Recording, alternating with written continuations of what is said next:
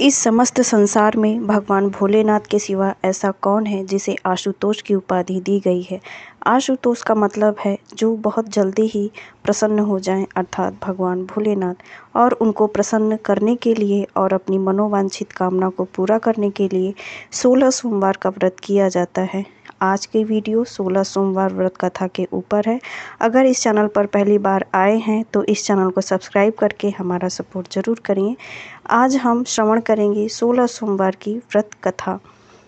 सुमरी भवानी शंकरहि गणपति को सिरनाय, 16 सोमन की कथा कहूँ यथा विधि गाय। एक समय भगवान शंकर जी जगत जननी माता पार्वती के साथ मृत्युलोक में भ्रमण करने की इच्छा से आए। भ्रमण करते करते वे एक अत्यंत ही रमणीक राजा विदर्भ की देशांतर्गत अमरावती नाम की नगरी में पहुँचे, जो कि संपूर्ण सुखों से परिपूर्ण देवराज इंद्र की अमरापुरी के समान थी। उसमें वहाँ के राजा द्वारा बनवाया हुआ एक अति सुंदर शिवालय था।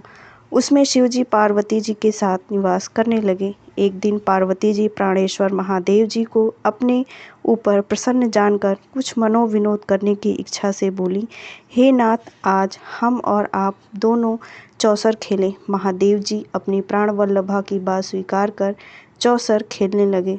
उस समय मंदिर का पुजारी शिव जी की पूजा करने आया। तब पार्वती जी बोली, हे विप्र, बताओ इस बाजी में हम दोनों में से कौन जीतेगा। ब्राह्मण बिना विचारे ही बोल उठा कि महादेव जी जीतेंगे। जब बाजी खत्म हुई तो पार्वती जी जीत गई। तत्पश्चात वह क्रोधित हो ब्राह्मण को झूठ बोलने के अपराध में शाप देने लगी। महादेव जी ने उन्हें बहुत समझाया, परंतु उसने ब्राह्मण को कोढ़ी होने का शाप दे ही दिया। कुछ दिन ब्राह्मण के सारे शरीर में कोढ़ हो गई। अब तो ब्राह्मण बहुत दुखी हुआ।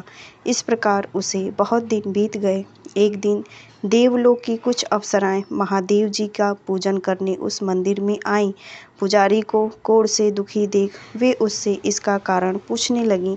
तब ब्राह्मण ने आद्योपांत सब कथा सुनाई। अप्सराएं बोली, हे विप्र, तुम दुखी मत हो, शिव जी तुम्हारे सब दुखों को दूर करेंगे।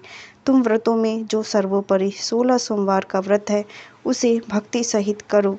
तब पुजारी अपने दोनों हाथ जोड़कर अति विनम्र वचनों से उन अप्सराओं से 16 सोमवार के व्रत की विधि पूछने लगा। अप्सराएं बोली, हे विप्र, जिस दिन सोमवार हो उस दिन भक्ति भाव से व्रत करो। स्वच्छ वस्त्र पहनो और आधा सेर गेहूं का स्वच्छ आटा लेकर उसके 3 अंगा बनाकर घी, गुड़, धूप, दीप, नैवेद्य, पुंगी फल, बेलपत्र, जनेऊ, जोड़ा, चंदन, अक्षत और पुष्प आदि से प्रदोष काल में महादेव जी का विधि विधान से पूजन करो। उसके पश्चात उन अंगाओं में से एक शिव जी को अर्पण करो।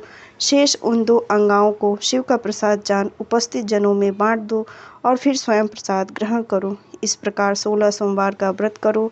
फिर 17वें सोमवार के दिन पाव सूर गेहूं का चून लो, उसकी बाटी बनाओ, उसमें घी और गुड़ मिलाकर चूरमा तैयार करो। फिर शिव जी का भोग लगाकर भक्तों में बांटकर उसका सकुटुंब प्रसाद अवश्य पाव। ऐसा करने से शिव जी की कृपा से उसके सब मनोरथ पूर्ण होते हैं। ऐसा कह अप्सराएं स्वर्ग को चली गईं। ब्राह्मण ने उनके बताए गए विधि विधानुसार 16 सोमवारों का व्रत किया और शिव जी की कृपा से वह कोढ़ मुक्त हो आनंद से रहने लगा। कुछ दिन बाद शिव पार्वती जी उस मंदिर में आए। तब पार्वती जी ने ब्राह्मण को निरोग देख उससे इसका कारण पूछा तो उसने 16 सोमवारों की व्रत कथा कह सुनाई। तब पार्वती जी ने प्रसन्न हो व्रत करने के लिए उससे व्रतों की विधि पूछी, जिसके कारण उनके रूठे हुए पुत्र स्वामी कार्तिकेय जी माता के आज्ञाकारी हुए। एक दिन इन्होंने अपने विचारों को माता के प्रति बदला हुआ जान उनसे पूछा, हे माता, आपने ऐसा कौन सा उपाय किया जिससे मेरा मन आपकी ओर आकर्षित हुआ। तब पार्वती जी ने उन्हें 16 सोमवार की व्रत कथा कह सुनाई। वे बोली, मैं यह व्रत करूँगा क्योंकि मेरा मित्र विदेश गया है। मेरी उससे मिलने की इच्छा है। जब उसने भी व्रत किया तो उनको प्रिय मित्र मिल गया। तब मित्र ने मिलने के भेद को उनसे पूछा। वे बोले, हे मित्र, मैंने 16 सोमवारों का व्रत किया जिसके प्रभाव से तुम मिले। अब उस ब्राह्मण मित्र ने भी अपने विवाह की इच्छा करके इसका विधि विधान उनसे पूछा और यथा विधि से व्रत किया। एक दिन व्रत के प्रभाव से किसी कार्यवश वह विदेश गया। वहाँ राजा की लड़की का स्वयंवर था। राजा की यह प्रतिज्ञा थी, जिस किसी के गले में सर्व आभूषणों से अलंकृत हथनी वरमाला डाल देगी, उसी के साथ अपनी पुत्री का विवाह कर दूंगा। शिवजी की कृपा से ब्राह्मण स्वयंवर देखने की इच्छा से राजसभा में एक ओर जा बैठा। नियत समय पर सर्व आभूषणों से सुसज्जित राजकुमारी आई और ब्राह्मण के गले में वरमाला डाल दी। राजा ने प्रतिज्ञा अनुसार बड़ी धूमधाम के साथ अपनी प्रिय पुत्री का विवाह ब्राह्मण के साथ कर दिया और उसे बहुत सा धन देकर संतुष्ट किया। ब्राह्मण सुंदर राजकुमारी को पाकर सुखमय जीवन बिताने लगा। एक दिन राजकन्या ने पति से पूछा, हे नाथ, आपने कौन सा पुण्य किया जिसके बल से मैंने सब राजकुमारों को छोड़कर आपको वरण किया? ब्राह्मण बोला, हे प्रिय, मैंने अपने प्रिय मित्र स्वामी कार्तिकेय द्वारा बताए गए 16 सोमवारों का व्रत किया, जिसके प्रभाव से मुझे तुम राजलक्ष्मी स्वरूपा प्राप्त हुई हो। व्रत के प्रभाव को सुन वह बहुत आश्चर्यचकित हुई और व्रत करने की कामना से व्रत करने लगी। शिवजी की कृपा से उसके गर्भ से सर्वगुण संपन्न सुशील एक पुत्र पैदा हुआ। माता पिता उस पुत्र को पाकर बहुत ही प्रसन्न हुए और अनेक प्रकार से उसका लालन पालन करने लगे। जब पुत्र बड़ा हुआ तो उसने अपनी माता से पूछा कि आपने ऐसा कौन सा श्रेष्ठ उपाय किया जिसके बल से मैं तेरे गर्भ से पैदा हुआ। राजकुमारी ने अपने पुत्र के वचन को सुनकर कहा कि जो तुम यह प्रश्न पूछ रहे हो उसकी एक 16 सोमवार की व्रत कथा है, और उसने उसको सारी कथा विधि कह सुनाई। पुत्र ने ऐसे व्रत को, जो सब मनोरथों को पूर्ण करने वाला है, सुना तो राज्य अधिकार पाने की उत्कंठा से व्रत करने लगा। तब एक देश के वृद्ध राजा ने कुछ दूतों को अपनी कन्या के योग्य वर ढूंढने को भेजा। उन्होंने आकर उसी ब्राह्मण कुमार को, जो कि सर्वगुण संपन्न था, वरण किया और राजा ने अपनी पुत्री का विवाह उसके साथ कर दिया। राजा के स्वर्गलोक गमन होने पर यही ब्राह्मण गद्दी पर बिठाया गया, क्योंकि राजा के कोई पुत्र नहीं था। राज्य के पाने पर भी ब्राह्मण 16 सोमवारों का व्रत करता ही रहा। जब 17वां सोमवार आया तो उसने अपनी प्राण वल्लभा से पूजा सामग्री लेकर शिवालय में चलने को कहा।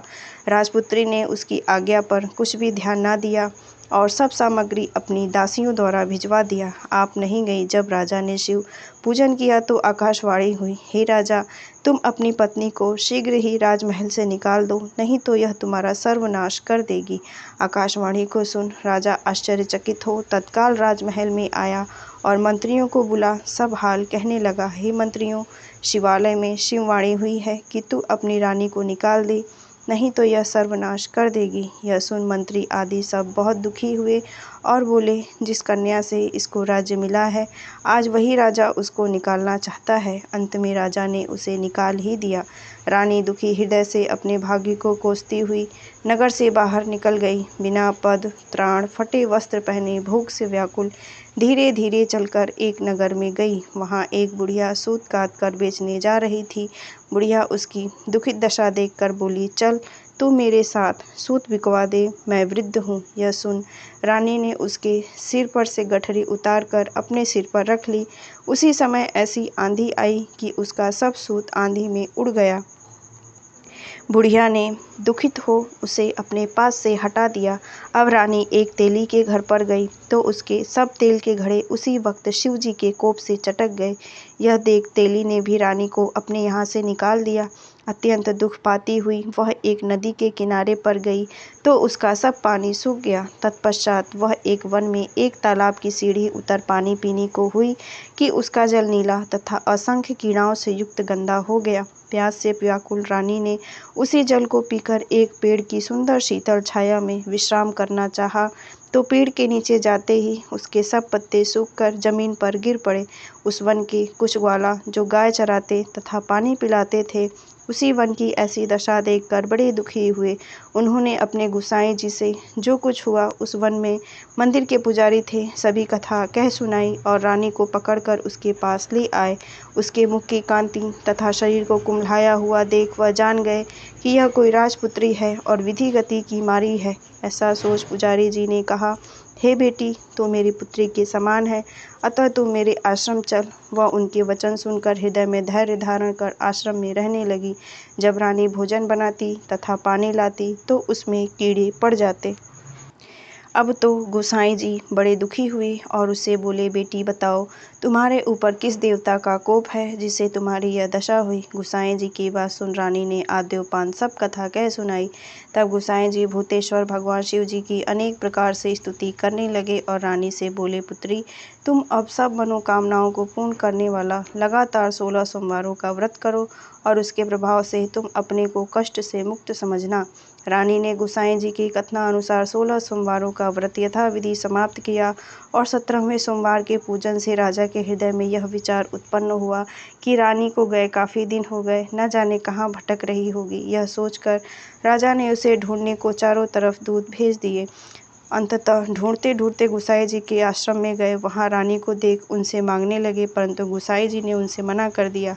वह वापस लौट गए और राजा को सब समाचार कह सुनाया। रानी का पता पाकर स्वयं राजा उनके आश्रम में आया और बोला, महाराज, यह मेरी पत्नी है। मैंने शिव जी के कोप से इसको त्याग दिया था। अब शिव जी की कृपा इसके ऊपर है, अतः मैं इसे लेने आया हूँ।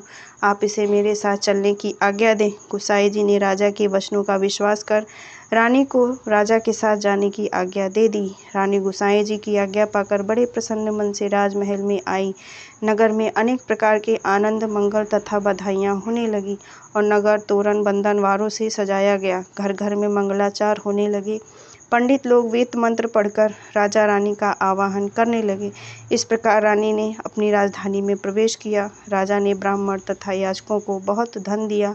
नगर में जगह जगह पर सदाव्रत खुलवाए जिससे भूखों को अन्न मिले।